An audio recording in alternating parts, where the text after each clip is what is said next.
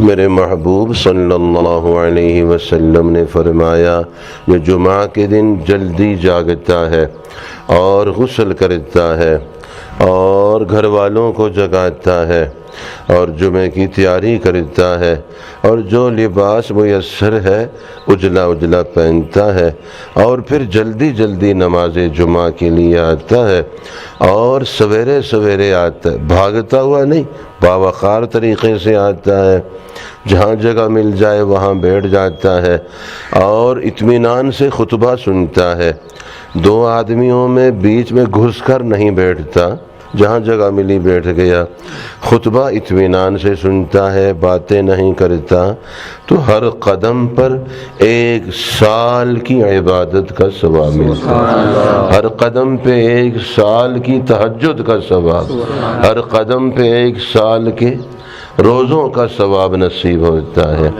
اور فرمایا جمعہ کے دن جو غسل کرتا ہے اس کی بالوں کی جڑوں سے بھی اللہ جل شانہ گناہوں کو دھو کے پاک فرما دیتے ہیں۔ اور جو جمعہ کے دن غسل کرتا ہے اس جمعہ سے اگلے جمعہ تک اور مزید 3 دن 10 دن اللہ تعالیٰ اس کے لیے نورانیت والا بنا دیتے۔ جمعہ کے دن جو ناخن تراشتا ہے پورا ہفتہ اللہ جل شانہ مصیبتوں سے بچا دیتے۔ میرے ساتھ فرمائیے، ناخن تراشنا مصیبتوں سے بچنے کا ذریعہ، ناخن رکھنا مصیبتوں میں پھنسنے کا ذریعہ۔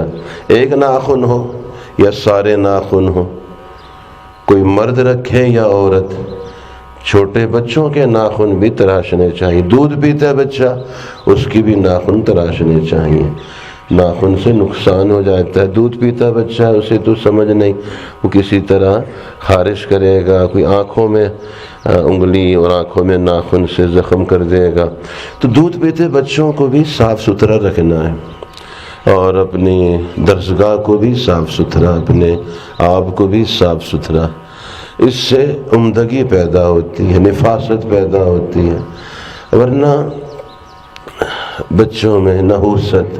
یہ ناخن رکھنا جانوروں کا طریقہ ہے، جانوروں کا۔ ابھی یہ غفلت کی وجہ سے بعض مردوں کے ناخن بھی بڑے ہوئے ہوتے ہیں، اچھا بعض بڑے ہوئے ہوتے ہیں، بعض بڑھاتے ہیں جان بوجھ کے رکھتے ہیں، یہ بڑی نحوست کی چیز۔ میرے ساتھ دہرائیے، ناخن تراشنا مصیبتوں سے بچنے کا ذریعہ، ناخن رکھنا مصیبتوں میں پھنسنے کا ذریعہ۔ جو ناخن رکھتے ہیں ان پر نحوست اور مصیبت آتی ہے، کسی نے کچھ کیا ہے یا خود کیا ہے؟ کیا کہتے ہیں؟ کسی کچھ کیتا ہے، تو آپ نے کیا کہنا ہے؟ آپ نے خود کیتا ہے۔ یہ دیکھیں ناخن رکھے ہوئے، کسی کیا کیتا ہے؟ خود ہی کیتا ہے، زہر خود کھایا ہے آپ نے اور اس کا نقصان ہو رہا ہے، تو کیا کہنا چاہیے؟ کسی کچھ کیتا ہے یا خود کیتا ہے؟ وہ زہر خود کھایا ہے۔ اسی طرح سورہ آل عمران کی تلاوت جمعے کی صبح جو کرتا ہے شام تک اللہ جل شانہ اور فرشتے رحمتیں نازل فرماتے۔ اچھا، ناخن تراشنے میں ایک بات یہ بھی ہے کہ جمعہ کا دن، جمعے کی تیاری جمعرات سے بھی کر سکتے، جمعرات کو بھی ناخن تراشیں، یہ بھی جمعے کے تیاری میں شمار ہوگا۔ اپنے بال درست کر لی یا نظافت کر لی، جمعے کے لیے تیار ہو گئے، یہ جمعرات سے بھی کرنا، یہ جمعے کی تیاری۔ البتہ غسل جمعے کی صبح ہی کرنا ہے۔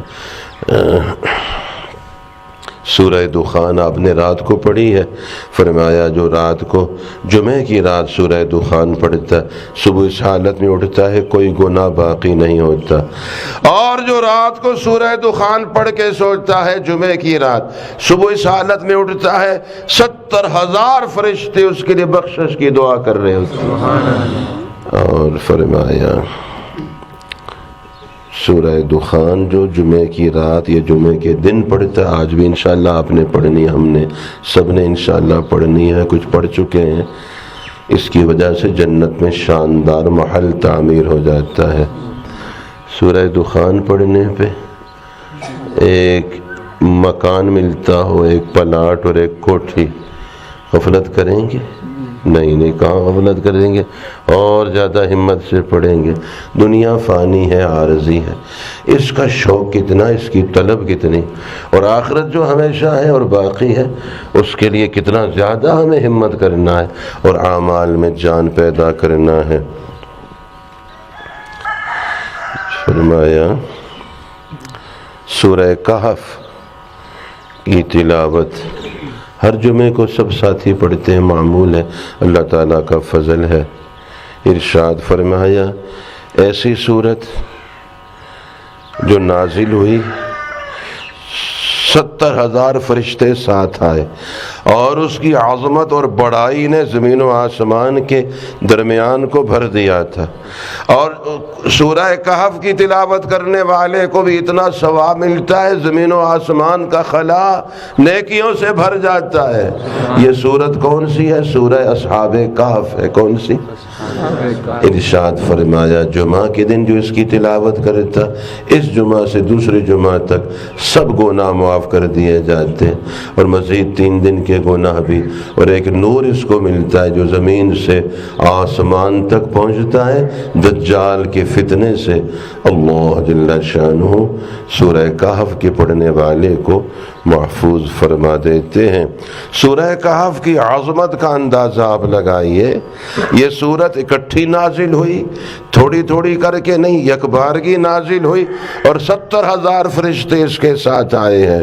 اور سورہ کہف کا کم از کم پہلا رکوع، آخری رکوع، پہلی 10 آیت مبارکہ، آخری 10 آیت مبارکہ، وہ تو روزانہ ہی تلاوت ہو۔ جو اس کو حفظ کر لیتا ہے سورہ کہف کی شروع کی 10 آیت مبارکہ اور تلاوت کرتا ہے، دجال کی فتنوں سے محفوظ رہتا ہے۔ آخری 10 آیت مبارکہ جو حفظ کر لے اور یہ یاد کر لے اور تلاوت کرے، دجال کے فتنے سے محفوظ رہتا ہے۔ سورہ کہف کی شروع کی اور آخر کی آیات مبارکہ پڑھنے سے اس کے قدموں سے سر تک نور عطا ہوتا ہے۔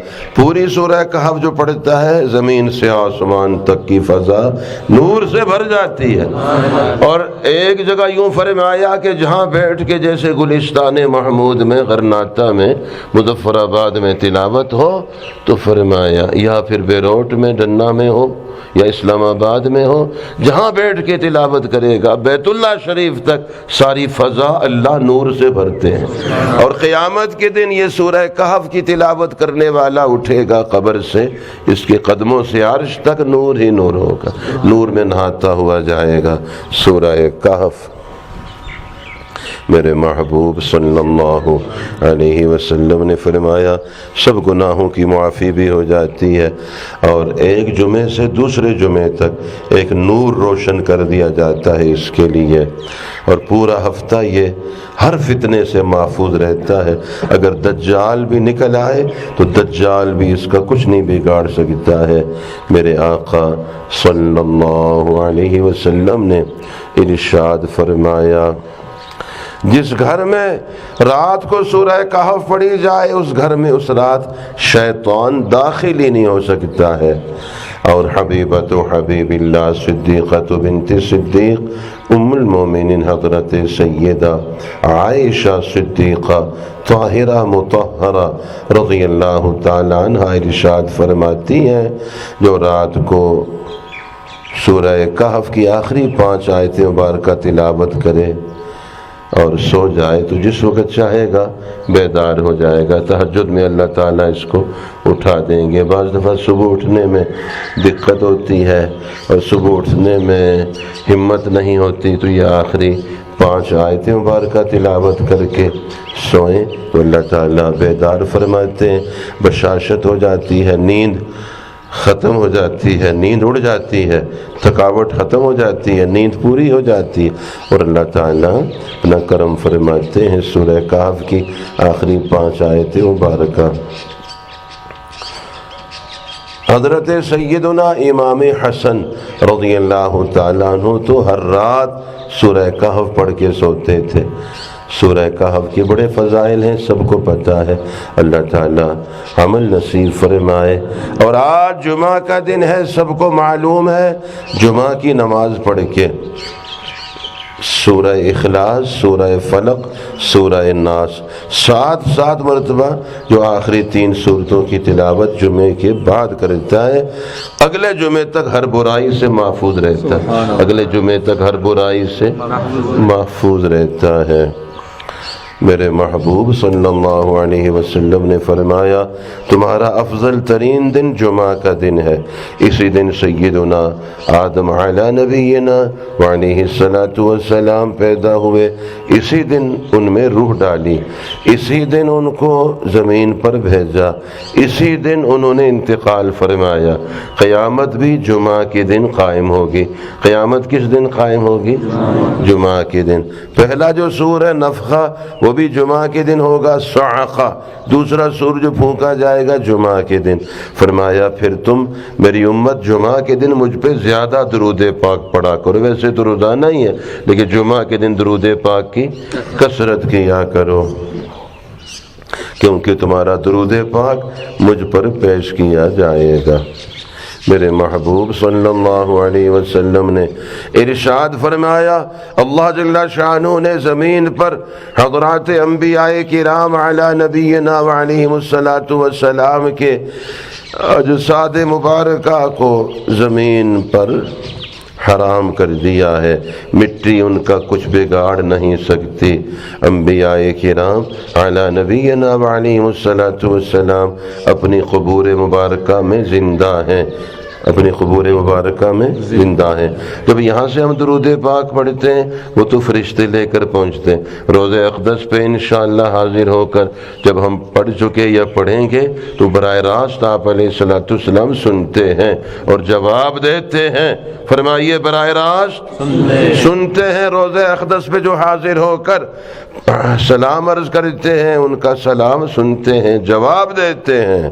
اللہ تعالی ہمیں آسانی سے پہنچا دے، سب کو پہنچا دے، یہ رکاوٹیں دور فرمائے۔ جمعہ کے دن نماز عصر کے بعد اپنی جگہ سے اٹھنے سے پہلے جمعہ کے دن نماز عصر کے بعد اپنی جگہ سے اٹھنے سے پہلے 80 مرتبہ یہ درود پاک اللہم صلی علی محمد النبی الامی وعلی آلہ وسلم تسلیما، یہ جو پڑھتا ہے 80 سال کی عبادت کا ثواب اس کو ملتا ہے، 80 سال کے گناہوں کی معافی ہو جاتی ہے۔ ارشاد فرمایا مجھ پہ درود پاک پڑھنا پولیس رات پہ نور کا سبب۔ اللہ اللہ